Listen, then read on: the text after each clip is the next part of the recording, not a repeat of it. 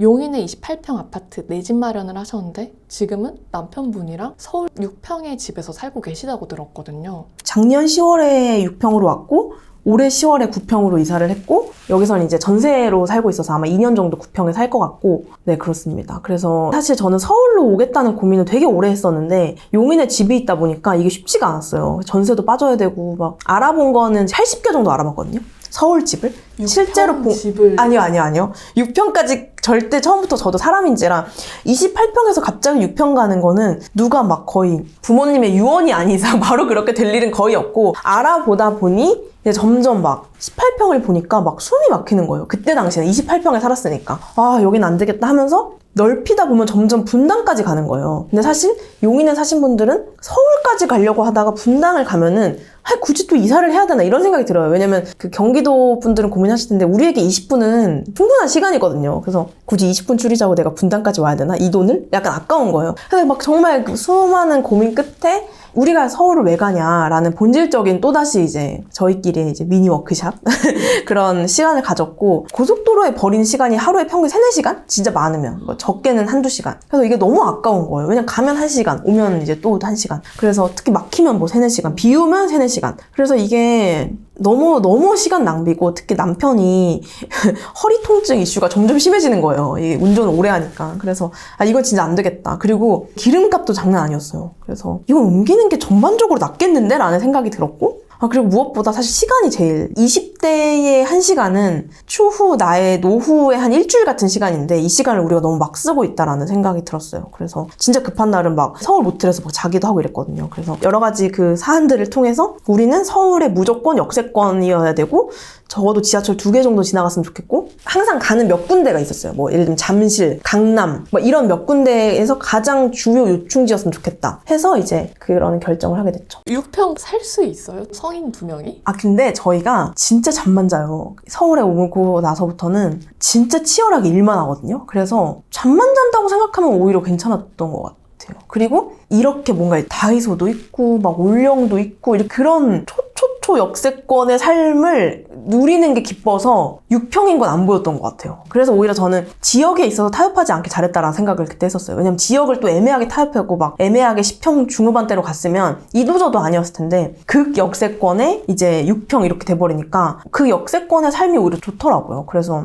괜찮았는데 이제 1년쯤 되니까 힘들기 시작했어요. 이게 왜 힘드냐면 일단 계속 몸이 부딪히고 한 명 설거지하면 진짜 그게 개걸음으로 옆에 가야 되거든요. 화장실까지 가려면은. 그리고 짐을 푼다. 예를 들어 저희가 출장 갔다 와서 짐을 풀려면 짐을 풀 때까지 못 움직여요. 트렁크 한번 펼치면 끝나서. 그리고 한 테이블 안에 그 2명의 컴퓨터가 들어갔었어야 됐어요. 지금 PD님 앉아 계신 그 2대 같이 앉아서 작업을 해야 되니까 마우스가 계속 사람을 치는 거예요.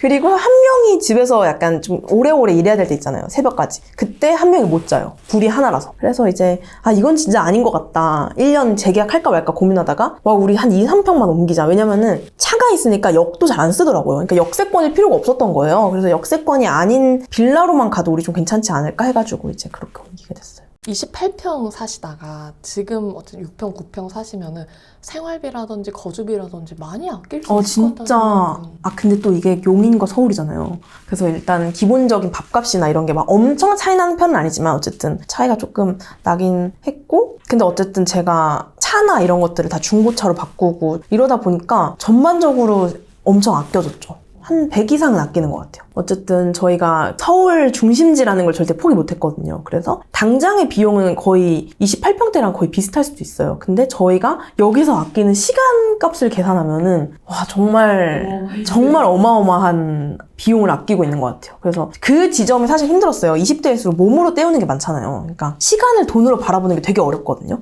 그냥 내가 뭐 좀 움직이면 되지, 좀 더 이렇게 하면 되지라고 했는데 그게 쌓여서 다른 일을 못 하게 된다는 걸 이제 눈으로 좀 보게 됐고 예를 들면 그 4시간 동안 움직이는 게 너무 힘들어서 집에 왔더니 아무 일도 못 하겠다 이런 것들. 근데 그 시간을 아껴지니까 일의 효율이 엄청 늘어나고 그때 할 수 있는 일이 거의 한 2배, 3배가 되는 것 같아요. 그렇게 이사 간다고 하실 때 주변 반응은 어땠어요? 제가 서울 삶을 너무 오랫동안 외쳤어요. 특히 용인에서 홍대 가셨던 분들 진짜 공감하실 텐데 용인에서 홍대 가는 거 진짜 사랑이거든요. 2시간 걸려요, 정말로. 드디어 이제 가시냐 이런 반응이 찐짜리들 사이에서 많았고, 양가 부모님은 진짜 걱정을 많이 했는데 저희가 계속 얘기를 했었어요. 저희가 앞으로 어떤 꿈을 가지고 있고 뭐 어떤 삶을 살 거고 이런 걸 얘기해서 좀 어느 정도 그게 됐었고, 그 이후에는 제가 뭐 딱히 말하고 다니지 않아가지고 어떤 특정 이야기를 들었던 건 아닌데, 근데 아마 뭐 다들 걱정했겠죠? 걱정했는데 오히려 이게 그런 거 있는 것 같아요. 제가 어쨌든 만 29, 만 30 이때 이사를 했기 때문에 되게 이야 이렇게 좀 봐줬던 것 같아요. 대단해! 조금 젊은 패기! 이런 느낌으로 저도 생각했고 스스로 그렇게 생각하다 보니까 그렇게 받아들여준 분들도 좀 많았던 것 같아요. 그래서 그리고 남들이 뭐라고 하건 별로 신경도 안 쓰였고 사실은 그러니까 제일 걱정됐던 거는 이제 부모님의 친구분들이었는데 그 부모님의 친구의 얘기를 듣는 우리 부모님 이게 제일 걱정이 되긴 했지만 그냥 엄마 아빠한테 제가 여태까지 약간 얘기해놨던 것들이 있고 저에 대한 믿음이 충만하시니까 그냥 오히려 잘 넘어갔던 것 같아요. 그렇게 마음은 다져놨어도 뭐 친구 집들이라도 가면은 이제 친구들과 내가 사는 그런 모양새를 좀 비교하게 된다 하는 그런 분들도 많거든요. 아예 없진 않아요. 없진 않고 물론 뭐 약간의 현타 및 이런 거 있긴 하지만 아까 말씀드렸던 것처럼 이 가치관과 이야기를 제일 많이 나누는 제 남편이 있으니까 약간 나를 믿어주는 한 사람, 우리의 방향을 제일 잘 알고 있는 한 사람이 있던 것도 좀 컸고, 그리고 이런 가치관을 또 나누는 저희의 선배 같은 또 부부분들이 계세요. 실제로 만나 뵙는. 그분들하고 이야기를 나눠서 이런 게 별로 부럽다 이런 것보다는 이건 진짜 가치관 차이라고 생각했어요. 예를 들면은 둘 중에 하나잖아요. 만약에 지금 뭐 누가 봐도 부러운 삐까번쩍한 집에 산다는 거는 진짜 금수저거나 아니면은 무리했거나 진짜 둘 중에 하나거든요. 혹은 재테크를 잘했거나. 근데 3번의 케이스는 아직 만나본 적이 없고 1번은 뭐 불가항력적인 거니까 패스. 2번은 오히려 가치관 차이니까 또 패스. 그가 나쁘다 내가 좋다 내가 나쁘다 그가 좋다의 문제가 아니니까 이거는 그거대로 별로 안 부러웠던 것 같아요. 약간 다른 길을 가는 거니까. 지금 당장 좋은 집에 사는 게 투자의 영역으로 볼 수 있는 거잖아요. 왜냐면 지금의 나의 기분에 따라서 일도 더 잘 될 수 있는 거니까. 그래서 그건 그거대로 별로 안 부러웠던 것 같고 오히려 그냥 불안한 거 좀 이런 거 있었던 것 같아요. 야 내가 이렇게까지 했는데 나 잘 안 되면 어떡하지? 이런 불안은 진짜 있어요. 지금도. 그러니까 이렇게까지 내가 뭔가 나의 젊음에 몸테크에 투자를 했는데 내가 3, 4년 뒤에도 똑같이 이렇게 하고 있으면 그건 좀 현타겠다. 이런 생각은 해요. 그러니까 오히려 그게 더 원동력이 돼서 더 열심히 살고 이런 상태인 것 같아요. 좀 충동 소비 약간 이게 좀 심했어요. 거의 맨날 진짜 시켰네. 맨날 시켰네. 그럼 한 번 시키면 2만 원 기본 됩니다. 지출 93%잖아. 카드값이 일단 100만 원이 나가요. 그리고 나서 변하는 가격. 아, 기가 막힙니다. 저축 퍼센테이지. 절반을 모으시는 거 아니에요? 저는 저축을 하려면 막 가계부를 막 다 쓰고 해야 되는 줄 알았는데 필요 없어요. 안 해도 괜찮다는 거예요. 가계부 따위 필요 없어요. 그리고 그냥 자동화하면 된다고 하셔서 돈은 그 모으는 결과만 보면 돼요. 저축하는 시스템을 짜버리잖아요. 그럼 돈이 안 모일 수가 없거든요. 와 대박이다. 내가 돈을 이렇게 모을 수 있는 사람이었다니 가슴이 두근거리고 내가 이 돈을 모아서 반드시 뭘 하고 말겠다. 1,000만 원으로 할 수 있는 거, 5천만 원 할 수 있는 거, 1억으로 할 수 있는 거 이런 거. 동생이랑 더 좋은 월세집에 가는 수준이 아니고 동생이랑 집을 사서 살 수 있어. 용인 집은 그러면 뭐 어떻게 하고 계세요? 용인집은 일단 지금 계속 매도 집을 내놨다고 표현해야 될까? 집을 내놨고 이제 연락이 오고 있어가지고 잘 좀 정리하는 게 이제 2025년 목표. 언제 바뀔지 모르는 생각이지만 지금은 좀 무언가의 자산을 크게 묶음 단위로 가지고 있는 게 되게 족쇄처럼 느껴져요. 제가 용인 집이 약간 족쇄처럼 느껴졌거든요. 난 막 날아다니고 싶은데 얘를 계속 팔아야 되고 왜냐면 제가 부자가 아니니까 거기에 묶여있는 돈이 그렇게 무시할 수 있는 돈이 절대 아니거든요. 그래서 그게 해결돼야만 또 해결되는 문제들도 계속 연쇄 되다 보니까 거기서 깨달은 교훈은 내가 돈이 1억이 있는데 1억을 투자하는 거 진짜 바보 같은 짓이다. 아무리 막 누가 야 이거 무조건 오르는 거래라고 해도 약간 위험하거나 예를 들면 그런 것도 좀 배웠고 그래서 지금은 약간 현금을 많이 보유하고 싶다. 부동산을 너무 쉽게 보면 안 되겠다. 그땐 제가 좀 쉽게 봤던 것 같아요. 그냥 사면 당연히 오르는 거지라고 생각했던 그 시기가 조금 이렇게 꽁 쥐어받고 싶다고 해야 되나? 잘 모르잖아 너. 그러니까 잘 아는 분이 그렇게 말하는 건 상관없어요. 근데 잘 아는 분이 그 말을 했다고 해서 100% 믿어버리고 정작 나는 공부 안 하는 이 사이클을 제가 되게 유지했던 것 같아서 그 시절이 조금 후회돼요. 지금은 부동산을 바로 할 것 같진 않다. 한다면 40쯤 사지 않을까? 근데 또 모르죠. 지금은 그래요. 현금을 보유하신다는 게 되게 좀 의미 깊다 싶기도 한 게 어쨌든 내가 좋은 기회가 왔어. 바로 뭔가 할 수 있을 만한 그런 맞아요. 그러니까 이게 그런 순간들이 많잖아요. 예를 들면 뭐 주식시장이 너무 떨어질 때 와 이거는 앞만 봐도 기회 같은데 했을 때 넣을 돈이 없다거나 이런 것들이 많이 경험을 해가지고 안정적인 현금을 보유를 하고 싶고 앞으로 투자를 하더라도 그 어느 정도 현금을 보유한 채 투자하고 싶다는 생각을 좀 하게 되는 것 같아요. 성공하려면 뭐 쪽팔림은 필수다. 쪽팔림은 잠시고 돈 갚는 건 지속된다. 이 얘기도 하셨는데 이게 참 공감 같거든요. 저는 사실 막 쪽팔림을 그렇게 느끼는 스타일은 아닌데 근데 저는 내 집 마련이 약간 그랬던 것 같아요. 제가 하도 유튜브에서 내 집 마련 하고 싶다는 얘기를 많이 했기 때문에 이걸 빨리 이뤄야 되는 줄 알았어요. 빨리 보여주고 빨리 구독자분들한테 여러분 짜잔 저도 내 집 마련 했습니다. 막 주변에 다른 유튜버분들이 막 내 집 마련 하니까 나도 빨리 그거에 편승해야지라고 생각했던 것 같은데 좀 저에게도 그런 지점들이 있었던 것 같아요. 재테크를 위한 선택 같아 보였지만 지금 돌이켜보니 나도 어쩌면 쪽팔리지 않기 위한 선택이었진 않았을까? 그 값을 지금 치르고 있는 건 아닐까? 이런 생각을 좀 많이 해가지고 지금은 진짜 그런 선택 안 하려고 노력하는 것 같아요. 다시 그럼 집 사실 때로 돌아가면은 좀 작게 시작하실. 완전 작게 시작할 것 같고 제 유튜브에서도 얘기했는데 그 선택을 해야만 다른 선택들이 이어지는 게 되게 많거든요. 그거 말고의 그 뒷선택들은 전 다 좋았어서 사실 후회 없긴 한데 좋았다는 게 완벽해서가 아니라 김지은이라는 인간에게 깨달음을 준 선택들이 되게 많았어서 저는 너무 좋은데 정말 다시 돌아간다면 월세로 시작할 것 같아요. 신혼부부일수록 어떻게 움직여질지 모르고 특히 내가 어릴수록 앞으로의 선택이나 앞으로 어떤 인연을 만나냐에 따라서 삶이 완전 달라지는데 근데 어린 저에게 너무 큰 족쇄를 묶인 거예요. 집이라는. 이게 저는 너무 아쉬워요. 그래서 왜냐면 저는 그때도 직장을 퇴사한 상태였고 프리랜서였다 보니까 주거의 자유가 높잖아요. 근데 제가 왜 40까지는 집을 안 사고 싶다고 얘기했냐면 좀 다양한 데서 살아보고 싶은 마음도 있는 것 같아요. 한국만 해도 이렇게 큰데 여기도 살아봤다가 저기도 살아봤다가 이렇게 해보고 싶은데 집이 딱 고착화되는 순간 절대 못 움직이거든요. 짬무님처럼 나도 저렇게 좀 줄여봐야 되나? 좀 고민이 드는 분들도 계실 것 같거든요. 재테크하고 싶다면 거주비 줄이는 건 어쨌든 필수라고 보시나요? 결혼 안 하신 분들이라면 부모님이랑 살면 가장 좋고요. 부모님이랑 살면서 오는 어떤 심리적 스트레스 때문에 내가 돈 더 쓴다. 그럼 나오는 게 맞긴 한데 그 심리적 스트레스가 진짜 스트레스인지도 한번 들어볼 필요가 있는 거고 만약에 이제 결혼을 했거나 자취가 필수인 상황이라면 제가 항상 말하는 게 지금과 같은 금액인데 더 좋은 집은 존재하거든요. 그래서 혹은 지금이랑 같은 사이즈의 집인데 더 저렴한 집도 분명히 존재하고 청년 관련된 전세 대출이나 주거 공급이 나라에서 되게 많은 지원을 하고 있기 때문에 그런 것들도 진짜 많이 알아보시는 걸 전 추천을 드려서 주거비 줄이는 거는 좀 필수인 것 같아요. 너 무조건 이건 고려하고 난 다음에 몸테크 결심해 라고 이제 조언해 주신 게 있나요? 내가 어디서 시간을 많이 보내는지를 알아야 돼요. 내가 직장에서 시간을 많이 보내는지 집에서 시간을 많이 보내는지에 따라서 만약에 제가 집에서 시간을 많이 보내는 사람이었으면 전 절대 6평을 못 살았을 거예요. 집순이라면 쉽지 않죠. 너무 쉽지 않는 선택이에요. 왜냐면 전 정말 잠만 잤거든요. 진짜. 그래서 요리도 안 해먹었고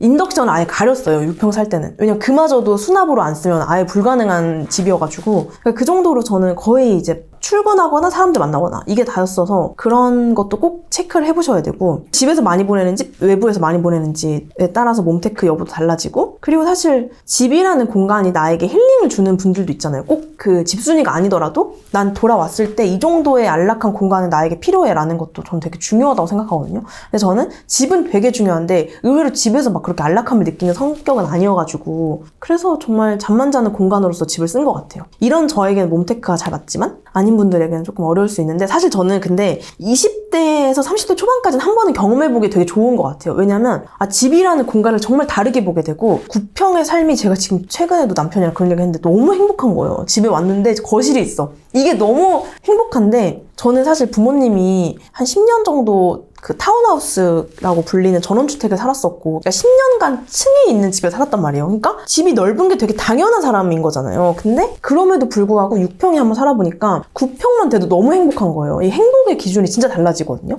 그래서 한 번은 되게 줄여보는 경험은 저는 개인적으로 추천을 드려요. 1년 정도니까. 28평에 살 때는 몰랐는데 줄여보니까 한강뷰 이런 게 부러운 게 아니라 그냥 거실만 있어도 행복하다 이런 게 되더라고요. 그래서 30평 살다가 한 20평 살고 이런 거는 별로 도움이 안 돼요. 제가 봤을 때. 근데 극단적으로 줄여보면 한번 딱 트이는 세상이 있는 것 같아요. 그래서 그거는 나 한번 해볼까 하는 분들에게 좀 추천드리는 것 같아요. 누군가는 뭘 굳이 그렇게까지 라고 할 수도 있는데 그러니까 저는 막 평생 이렇게 살겠다 이런 게 절대 아니고 그냥 이 시기에 할 수 있는 마음가짐과 상태라고 생각했고 제가 자주 하는 말이 이렉타르라는 분이 해주셨던 얘기인데 높은 진동에서의 내 상태를 자주 기록하라고 얘기하거든요. 그분이. 그러니까 높은 진동이라고 하면 뭐냐면 스스로 알잖아요. 나 지금 약간 뭐든지 하고 싶고 열정 넘치고 모든 말들이 잘 들리는 아주 말랑한 상태야라는 스스로의 그 상태를 알잖아요. 그 상태를 자주 기록하래요. 왜냐면 낮은 상태의 나에게 되게 도움이 된다는 거예요. 어느 순간에는 지금은 막 이렇게 에너지 뿜뿜 화이팅! 하지만 갑자기 어느 순간에는 이렇게 살아서 뭐하지? 그냥 아무 의미 없잖아 라는 순간이 오잖아요. 누구에게나. 그때 내가 했던 그 높은 진동의 상태의 나를 보면은 되게 도움이 된다고 하더라고요. 그래서 저는